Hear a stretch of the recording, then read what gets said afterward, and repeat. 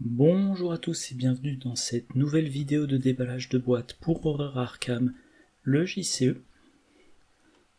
Dernière vidéo sur les cartes de la classe chercheur de la boîte La Cité Engloutie. Et que des cartes à XP si je dis pas de bêtises. J'arrive pas à retrouver la première. Voilà, oui, que des cartes à XP. Donc la première c'est Feinte, un soutien de niveau 2 qui coûte 2. Qui occupe un emplacement d'arcane, limite de 1 par investigateur, scellé +1 ou 0. Vous avez le droit de résoudre ce mot-clé à nouveau après que vous avez découvert le dernier indice dans votre lieu. Réaction: quand un ennemi attaque un investigateur dans votre lieu, inclinez Feinte et libérez un pion scellé ici, annulez cette attaque. Ensuite, cet investigateur a le droit de se déplacer vers un lieu connexe. Bon, alors carte, honnêtement, en préparant cette vidéo, je me suis dit, mais qu'est-ce que je vais bien pouvoir dire là-dessus? Je sais pas, pour moi, c'est un petit peu nébuleux. Alors, on scelle un +1 ou un 0. Donc déjà, on retire un bon pion du sac du chaos. A noter qu'en expert, généralement, il n'y a pas de +1.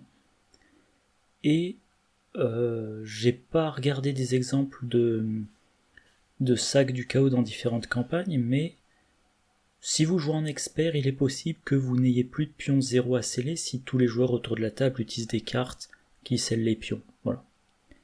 Mais sinon, concrètement, vous scellez un bon pion et vous pouvez refaire cette action de sceller dès que vous découvrez le dernier indice de votre lieu. Donc potentiellement, il y a plusieurs pions scellés sur Feinte. Plus vous scellez de pions, plus vous dégradez le sac du chaos. Comme pour sceller de nouveaux pions, il faut découvrir le dernier indice de son lieu, c'est une carte plutôt pour un découvreur d'indices. Voilà. Et maintenant, l'effet de la carte, c'est vous annulez une attaque effectuée contre un investigateur dans votre lieu, puis l'investigateur qui était ciblé peut se déplacer vers un lieu connexe. L'annulation, c'est esquive. Voilà, vous avez une esquive à répétition. Et le déplacement, c'est comme un raccourci. Alors à noter, en général, quand on est attaqué, c'est par un ennemi avec lequel on est engagé. C'est pas forcément le cas, il y a des contre-exemples. Alors déjà, par exemple, les ennemis massifs. L'engagement des ennemis massifs, c'est un truc un petit peu bizarre. C'est on ne devient pas engagé avec eux, mais on est engagé avec eux. Y a des ennemis, je pense par exemple aux archers dans le premier scénario de la civilisation oubliée. Ils sont distants et ils tirent dans les lieux connexes. Ou alors ils attaquent quand ils sont engagés avec un investigateur. Voilà. Donc généralement, annuler une attaque, c'est déjà ça, comme ça vous prenez pas l'attaque. Et l'investigateur a le droit de se déplacer vers un lieu connexe. Mais si on a annulé l'attaque d'un ennemi avec lequel il est engagé, concrètement il reste engagé. C'est simplement que l'ennemi ne l'a pas attaqué à cette occasion-là, soit pendant la phase des ennemis, soit pendant la phase des investigateurs suite à une riposte ou une attaque d'opportunité. Mais l'investigateur qui était la cible de l'attaque est toujours engagé avec l'ennemi. Ça, c'est un truc à considérer. Et c'est pour ça que je sais pas trop ce qu'on est censé en faire de cette carte. Elle permet pas une évasion, elle permet pas de se désengager avant de se déplacer, vous traînez votre ennemi avec vous. Voilà, alors, j'ai pensé au télescope de poche. C'est un soutien biclassé chercheur et truand. En action rapide, on l'incline, on regarde la face révélée d'un lieu connexe non révélé, et pour une action, on enquête dans un lieu connexe révélé comme si on était dedans. J'ai pensé à Trish Scarborough. Je vous explique. Bon, j'aurais peut-être dû faire une vidéo de combo là-dessus, mais grosso modo, Trish a en jeu Feinte. Et elle a également en jeu le télescope de poche. Eh bien, si un autre investigateur dans son lieu se prend une attaque d'opportunité, plutôt d'opportunité parce qu'il faut que ça soit pendant phase des investigateurs, donc un autre investigateur se prend une attaque d'opportunité, Eh bien, Triche peut activer feinte. Elle annule l'attaque. L'investigateur se déplace avec l'ennemi dans un lieu connexe. Et maintenant, Triche utilise le télescope pour enquêter dans ce lieu connexe. Et réaction de Triche, après que vous avez découvert au moins un indice dans un lieu où se trouve un ennemi, soit vous découvrez un indice supplémentaire dans ce lieu, soit vous échappez automatiquement à cet ennemi, limite d'une fois par round. Et ben voilà. L'ennemi, alors, si vous jouez avec la liste des tabous, il faut que l'ennemi soit non élite. Donc, l'investigateur A déclenche une attaque d'opportunité. Triche dit feinte, attaque annulée, tu te déplaces dans le lieu connexe. Voilà. Ensuite, au tour de Triche, elle utilise le télescope, elle échappe automatiquement à cet ennemi. Et puis, si elle découvre assez rapidement les indices, elle continue à sceller des pions sur feinte, et l'ennemi, il est temporisé. Je trouve que, je suppose, parce que, encore une fois, je sais pas ce que je pourrais faire de cette carte-là, mais je suppose que ça peut aussi s'utiliser dans un deck qui a Genet-Bourgard. Genet-Bourgard, réaction. Lors de votre tour, après vous êtes déplacé vers un lieu, inclinez Genet-Bourgard, déplacez un indice ou un ennemi non élite d'un lieu connexe vers votre lieu ou vice-versa. Alors là, attention, c'est bien lors de votre tour. Mais donc, lors de votre... Non, entendu un bruit bizarre. Lors de votre tour, vous déclenchez une attaque d'un ennemi dans votre lieu. Avec feinte, vous annulez cette attaque, vous vous déplacez vers un lieu connexe.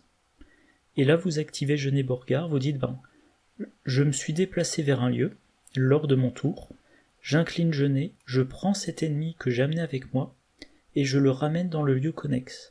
Et s'il n'est pas chasseur, je m'en soucie plus. Voilà.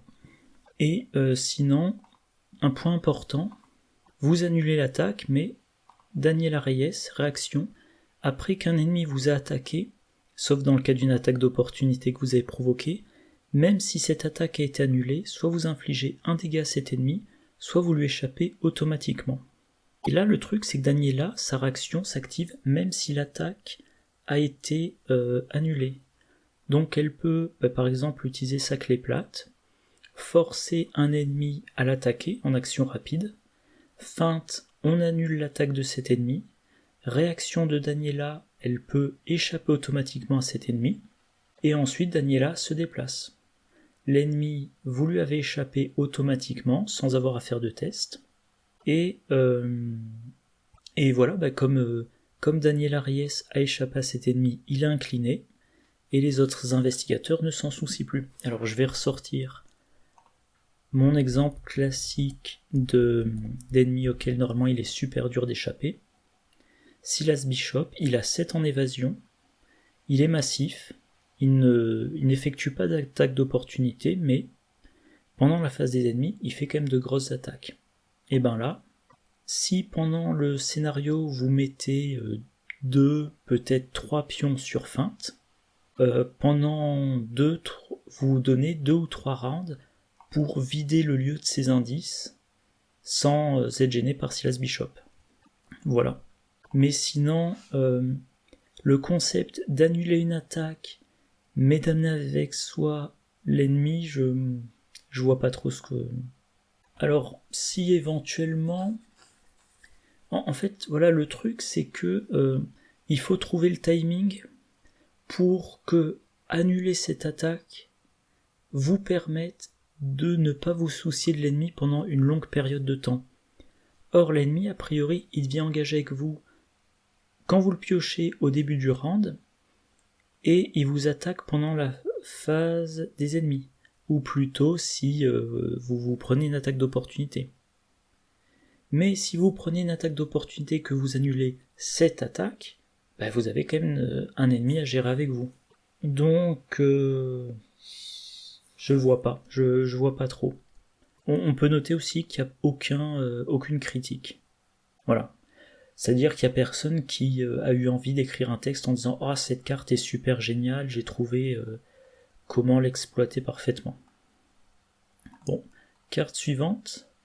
Et là, quand j'ai regardé tout à l'heure, je me suis dit j'ai bizarrement préparé cette vidéo, mais bon. Subvention de recherche, un soutien de niveau 2 qui coûte 3. Trait subvention, limite de 1 par investigateur. Vous avez 2 emplacements de mains supplémentaires qui ne peuvent être utilisés que pour contenir des soutiens outils et ou sciences. Ça fait un peu penser au Colt 1911 de détective de Joe Diamond, qui font que jusqu'à 2 soutiens outils que vous contrôlez ne prennent pas d'emplacement de main. Alors la formulation différente peut être très importante. Voilà. Joe Diamond. Ouais, voilà, Joe Diamond, je sais pas pourquoi j'ai mis sa carte là. Alors, les soutiens outils ou sciences qui occupent des emplacements de main, il y en a un certain nombre. La plupart en chercheurs et en survivants. Il y a les classiques, comme la loupe. Plus récemment, le microscope. On met des... Alors, c'est quoi déjà ? Voilà. On met une ressource en tant que preuve dessus chaque fois qu'un ennemi est vaincu dans le lieu ou qu'un investigateur échappe avec succès à un ennemi. Et pour 2 actions on enquête, on a plus en intelligence pour chaque preuve sur le microscope, plus 3 max, et en cas de réussite, on peut dépenser jusqu'à 2 preuves pour découvrir le même nombre d'indices supplémentaires dans son lieu. Voilà, donc un soutien qui permet, alors qui demande 2 actions pour enquêter, mais qui donne un bon bonus et qui peut permettre de trouver 3 indices en un seul test. On a le télescope de poche dont je parlais avant, on a la lampe torche, le pic à glace. Alors pic à glace, là j'ai mis la version niveau 3. Action rapide lors d'un test de compétence en combattant ou en enquêtant, inclinez le pic à glace. Vous gagnez +1 votre valeur de compétence pour ce test. En cas de réussite, vous avez le droit de défausser le pic à glace pour que cette attaque inflige +1 dégâts si vous combattez, ou pour découvrir un indice supplémentaire dans votre lieu si vous enquêtez. Oula, pardon, j'ai la gorge irritée ce soir. Voilà, on a la masse qui est un outil qui occupe les 2 emplacements de main et ça permet de combattre. Pour 2 actions, on combat avec plus de force et on inflige plus de dégâts pour cette attaque. Alors, les cartes qui interagissent avec les cartes qui ont le trait outil ou le trait science. La ceinture porte-outils qui permet de faire une rotation entre les outils qu'on a en jeu. Wilson Richards, il a +1 à sa valeur de compétence. C'est vrai que ça c'est un truc qu'il faudrait changer la traduction. +1 à sa valeur de compétence quand il effectue des tests sur des soutiens outils. Kate, elle va déplacer des indices qu'elle contrôle vers des soutiens sciences ou outils, ce qui lui permet, avec le stabilisateur de flux, de gagner des +2 pour ses prochains tests. Voilà. Je sais plus pourquoi j'ai remis toutes ces cartes-là. Ah oui. Tous les outils ont le trait objet, et le professeur William Webb, il va permettre, voilà, quand on réussit une enquête, on l'incline, on dépense un de ses secrets, on choisit une carte objet dans sa pile de défausse et on l'ajoute à sa main. Et en plus, au lieu de découvrir un indice dans son lieu, on peut découvrir un indice dans un lieu connexe à la place. Voilà. Et donc, les soutiens outils plus le professeur William Webb, ça va très bien dans un deck Mintifan, qui a accès aussi au... elle peut avoir récup, mais elle peut avoir... elle a accès à pas mal de bons outils qui ont des utilisations, le cryptographe, le nécessaire emprunt digital, le vieux porte-clés, la lampe torche, etc. Voilà, donc pour en revenir à la carte, 2 emplacements de main supplémentaires pour des outils et ou des cartes qui ont le trait science. Alors pour un enquêteur, c'est l'opportunité de se blinder de cartes.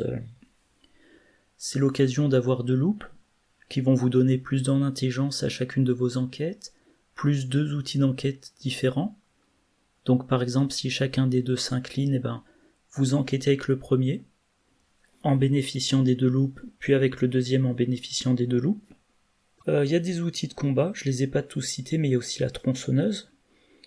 Donc dans un deck solo, subvention de recherche, ça peut vous permettre de dire 2 emplacements de main pour des outils d'enquête et 2 emplacements de main pour des outils de combat.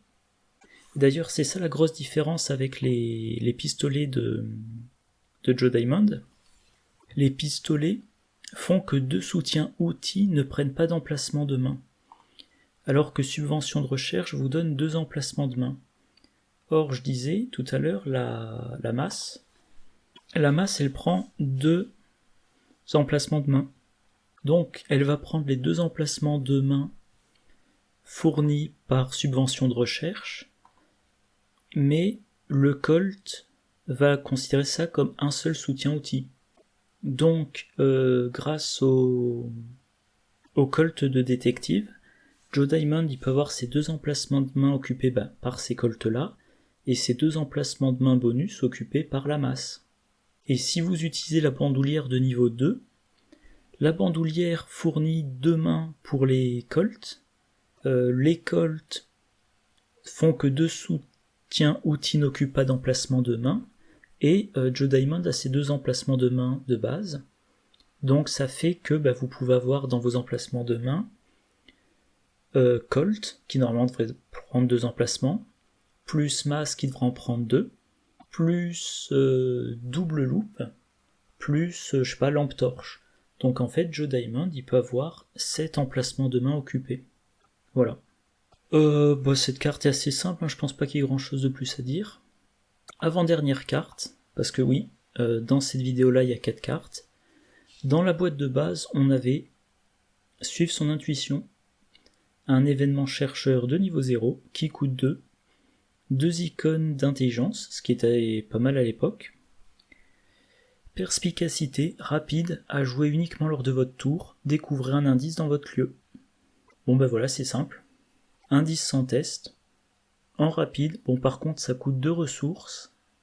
Je pense que je l'ai déjà dit dans certaines de mes vidéos, ça c'est une carte que je ne joue pas en pas en standard, parce qu'en standard, je trouve que 2 ressources, c'est beaucoup pour un indice sans test. Surtout que moi je joue plutôt en solo. Un indice, quand beaucoup de lieux vont en avoir 4, vous allez pas loin. Et dans cette boîte, on a Suivre son intuition de niveau 2. Alors, comme toutes les cartes qui ont eu une nouvelle illustration dans la nouvelle boîte de base, la boîte de base édition révisée, pour la version améliorée, ils ont repris la nouvelle illustration. Et moi, j'aime bien l'ancienne. Mais bon, bref. C'est le même coût, ça coûte 2 XP de plus, et les 2 XP de plus font que vous découvrez un indice dans n'importe quel lieu révélé. Alors, 2 XP d'écart, c'est par exemple le passage de chercher des réponses de niveau 0 à chercher des réponses de niveau 2. Au niveau 0, on a un événement qui coûte 1, enquêter. En cas de réussite, au lieu de découvrir un indice dans votre lieu, découvrez un indice dans un lieu connexe. Donc, on se met dans un lieu à valeur occulte faible pour trouver des indices un indice dans un lieu connexe à valeur occulte plus élevée. La version de niveau 2, c'était un total de 2 indices parmi son lieu et les lieux connexes. Donc un indice de plus, et on pouvait panacher entre plusieurs lieux. Alors là, la possibilité de trouver l'indice à distance, moi ça m'a fait penser à décrypter la réalité, c'est toujours intéressant. Décrypter la réalité, de laisser des indices derrière soi, on laisse un indice dans chaque lieu. Ensuite on joue décrypter la réalité, et voilà, on vide simultanément tous les lieux. Bon, par contre, il faut pas piocher l'échec automatique. Et j'essaie de me souvenir, j'ai joué cette carte-là dans une de mes vidéos de partie récentes, mais je me souviens plus quel scénario c'était. Ah oui, c'était dans Le Nom Secret, et je diffuserai pas la vidéo parce que j'ai eu des problèmes techniques, mais c'est intéressant. Alors concrètement, Suivre son intuition version améliorée, pour qui ça peut être intéressant.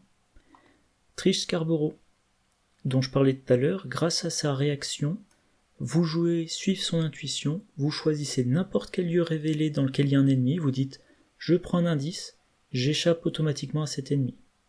Voilà.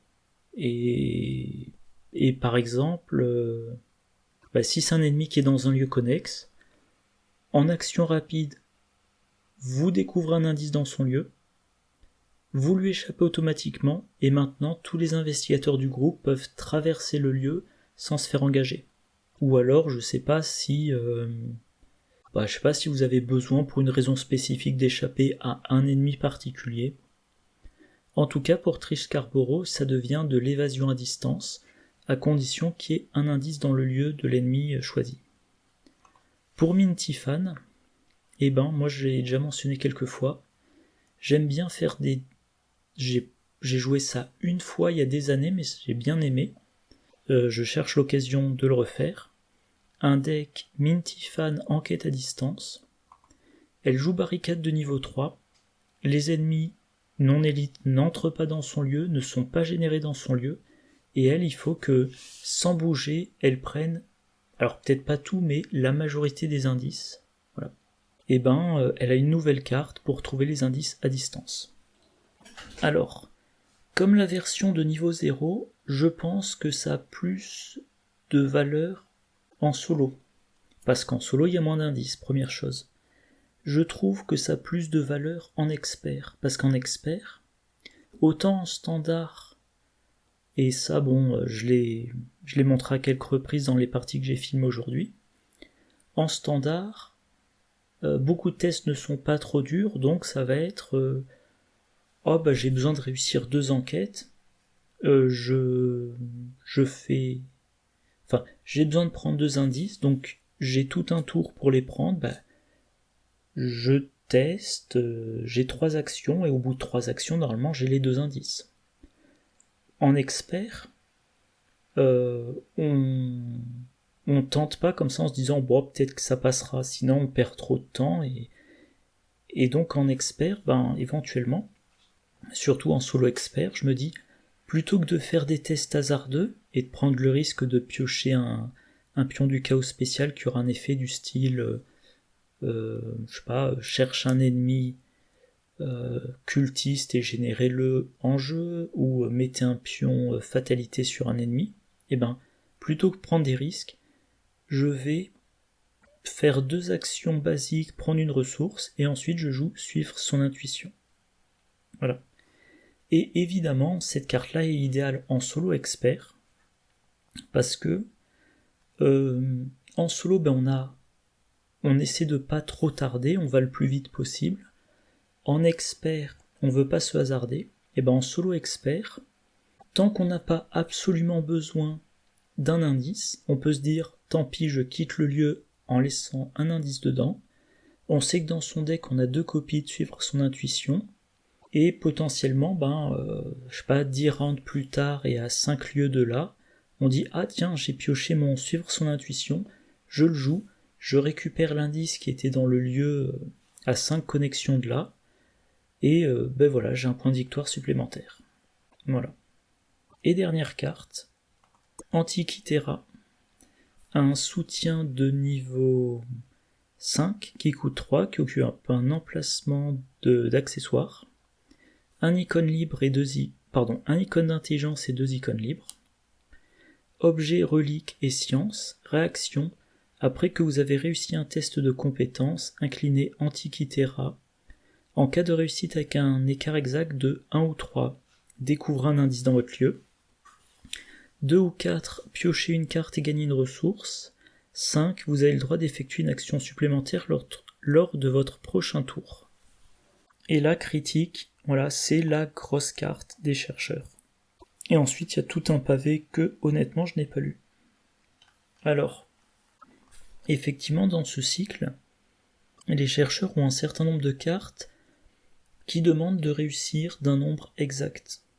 Dans le cycle précédent, on avait d'une main sûre qui permettait de moduler son degré de réussite de plus ou moins 1. Dans ce cycle, on a inspiration artistique qui permet de modifier sa valeur de compétence de plus ou moins 1, pareil pour moduler de combien on va réussir. Et là on a une carte qui réagit, qui s'active en réaction à la réussite d'un test, et elle vous donne des bonus quand vous réussissez d'un écart exact, Mais il y a tellement de possibilités qu'en fait, vous n'avez même plus besoin de viser un résultat précis. Si vous réussissez de 1, 2, 3, 4 ou 5, ce qui fait quand même un large éventail, vous avez un bonus intéressant. 1 ou 3, découvre un indice dans votre lieu, et c'est un suivre son intuition. 2 ou 4, piocher une carte et gagner une ressource, c'est 2 actions basiques. Et 5, une action supplémentaire lors de votre prochain tour, donc à ce round ou au round suivant. Je sais pas que dire, c'est... voilà, c'est... Alors, réussir de plus de 5, ça va pas être très fréquent. En fait, il faut pas réussir de 0. Il faut pas réussir de pile 0. Évidemment, faut pas échouer, mais si vous réussissez d'au moins 1, vous avez un bonus. Un bonus qui, dans tous les cas, est intéressant. Alors, si vous réussissez de 3 et qu'il n'y a pas d'indice dans votre lieu, tant pis. Mais dans ce cas-là, vous inclinez pas Antikythera et vous comptez sur le test suivant. Mais sinon, tout est bon à prendre. Et évidemment, ça va interagir avec les cartes qui nécessitent de réussir de X ou plus. Par exemple, Lucius Galloway, il veut réussir une évasion de 2 ou plus. S'il réussit de pile 2, il pioche une carte et gagne une ressource. S'il réussit de pile 3, il peut prendre un indice, en plus de l'indice de la réussite par 2 ou plus de son évasion. S'il réussit de 4, de nouveau une carte et une ressource. Et s'il réussit de 5, il a une action supplémentaire. Bon, voilà. À noter, la carte a les traits objet, relique et science. Alors, objet, ça se tuteur. Relique, ça se tuteur avec le docteur Eli Horowitz. Et, point intéressant, mélange équilibré. Un événement de niveau 1 qui coûte 2. Attachez cette carte à un soutien outil ou science que vous contrôlez, limite de 1 par soutien. Réaction, après que le soutien attaché a été incliné, incliner mélange équilibré, redresser le soutien attaché. Donc, vous dépensez 5 XP pour Antikythera, 1 XP de plus pour mélange équilibré, et en fait c'est comme si vous aviez 2 copies d'Antikythera. Et si vous arrivez par exemple à réussir fréquemment, de 2 ou de 4, 2 fois par round, vous pouvez avoir une carte et une ressource. Voilà. Et dernier point, j'ai cité les icônes. Si vous jouez par exemple Joe Diamond, vous prenez bien préparé, vous inclinez bien préparé, vous choisissez Antikythera et vous avez un bonus de 2 pour n'importe quel test hors intelligence ou un bonus de 3 pour un test d'intelligence. Voilà, très bon. Bon, on va passer au bilan. Alors, feinte, encore une fois, je vois pas ce qu'on est censé en faire. Soit on prend ça comme une fois de temps en temps je vais éviter une attaque, mais j'aurai toujours à gérer l'ennemi après. Ou alors c'est pour des decks à combo qui déplacent les ennemis là où ils veulent les avoir. Bon. Si un jour je trouve un truc à en faire, je vous préviendrai. Subvention de recherche, c'est très simple.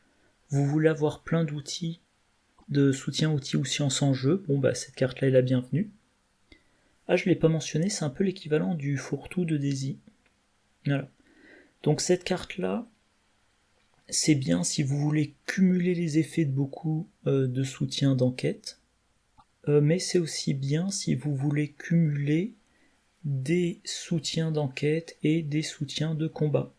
J'ai pas mentionné, mais par exemple, vous pouvez avoir 2 mains pour la masse, une main pour le pic à glace, une main pour la lampe torche, voilà.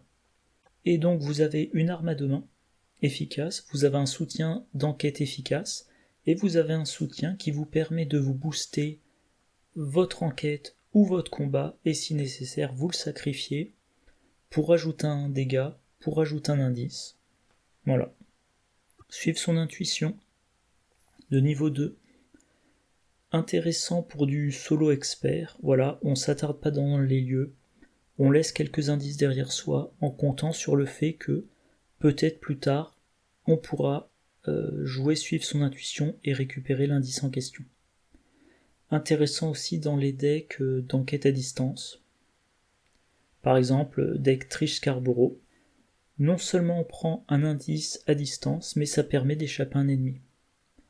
Et dans un deck, enquête derrière la barricade, eh bien, vous n'êtes pas dans un lieu, vous y prenez un indice.